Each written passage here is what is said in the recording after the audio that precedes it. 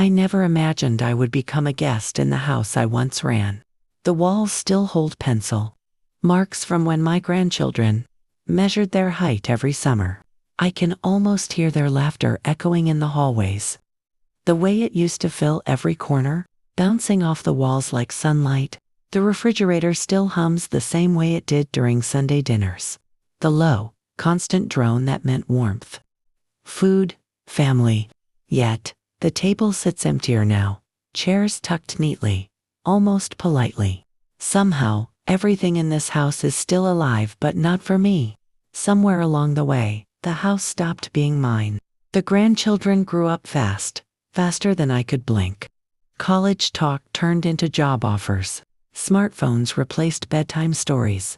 Laptops replaced dinner conversations. And suddenly, everything seemed to need space, except me. They never said, "You don't belong here anymore." They said things like, "It's temporary." Or, "It's for your comfort. This will be easier."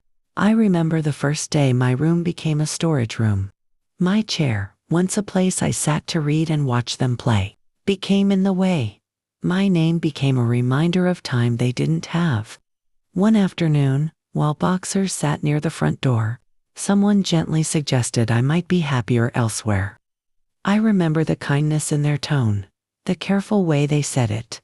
That somehow hurt more than anger ever could. I packed my things myself. A sweater, a framed photo, prescription bottles lined up like soldiers, ready for the next battle with time. No one asked where I was going. I suppose they assumed I'd return eventually, or maybe they were just relieved to see me leave quietly. When the door closed behind me, it wasn't slammed. It didn't need to be. Silence has a sharper edge than noise. Now I sit in a small rented room near a busy road, listening to traffic instead of laughter. Horns honk, tires hum, footsteps pass by, and yet, in the middle of all this noise, there is a kind of calm. I watch families through diner windows and imagine their lives inside. I smile politely, pretending I'm just passing through. A temporary fixture in a world that keeps moving. My grandchildren think I'm upset. I'm not. I am learning. Learning how quickly love can turn into logistics. How easily affection can be folded into schedules, responsibilities, and silent assumptions.